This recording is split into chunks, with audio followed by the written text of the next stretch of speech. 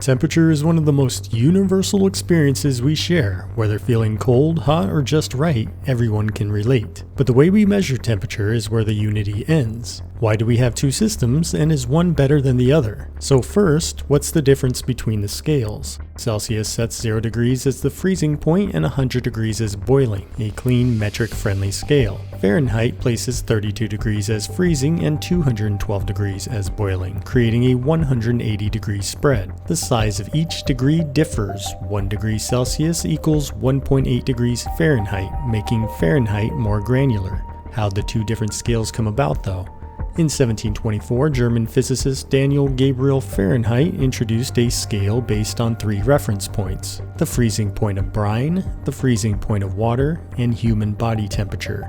His mercury thermometers were revolutionary, precise, consistent, and widely adopted in Europe and colonial America. But just 18 years later, Swedish astronomer Anders Celsius proposed a simpler scale: 0 degrees for freezing, 100 degrees for boiling. Originally inverted, meaning 100 degrees was for freezing and 0 degrees was for boiling, it was later flipped to the version we know today. Celsius aligned with the metric system, making it more ideal for scientific use. As the metric system spread across Europe and beyond in the 19th and 20th centuries, Celsius became the temperature standard. It was logical, decimal-based, and easy to teach. Celsius is the superior scale when it comes to measuring water temperatures. Celsius is also preferred to Fahrenheit in science, especially for things like laboratory work, and it works better in global contexts for its simplicity and alignment with the metric system. Since much of the world uses the metric system, due in large part to European colonization, it makes sense that Celsius would replace Fahrenheit in those countries. Countries like Canada, Australia, and the UK made the switch in the 1960s and 70s as part of a broader metrification effort.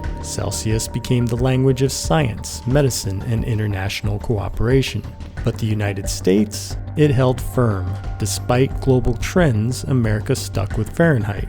Why? The answer lies in cultural inertia. Fahrenheit was deeply embedded in American life, from cookbooks to weather forecasts. And when metrification was proposed in the 1970s, public resistance was fierce. In fact, even as recently as 2015, one poll showed only 21% of Americans supported switching to metric units. The Fahrenheit scale is more relatable to how temperature affects humans than Celsius. With 180 degrees between freezing and boiling, it offers finer granularity for everyday weather, more degrees between freezing and boiling, meaning more nuance. Fahrenheit, like Celsius, does not have an absolute 0. Doubling a number in either scale doesn't necessarily mean that makes it twice as warm now. But if we take the favored weather temperatures for humans and use the Fahrenheit scale, we can reasonably say that humans can survive between 0 degrees and 100 degrees in the Fahrenheit scale.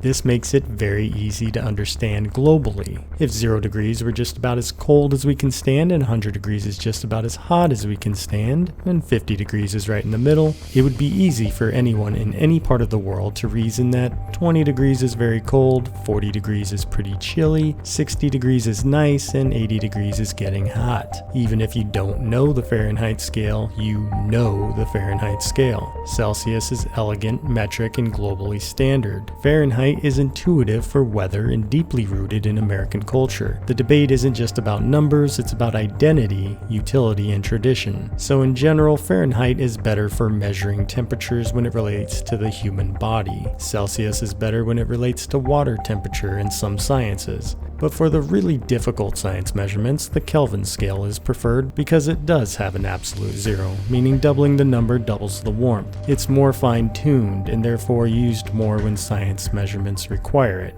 NASA, for instance, loves using the Kelvin scale. Fun fact, Celsius and Fahrenheit intersect at -40 degrees. That's the temperature where both scales agree. For any other temperature reading, the scale used is mostly determined by the culture you're in. Everyone started on the Fahrenheit scale, and eventually most of the world, due mainly to the metric system, would bail on Fahrenheit and adopt Celsius. But a few countries like the United States, Belize, and Liberia don't rely on the metric system, but rather they mainly use the imperial system of measurements. It makes less sense for those countries to adopt Celsius as their cultures are embedded in a system where Fahrenheit serves them well.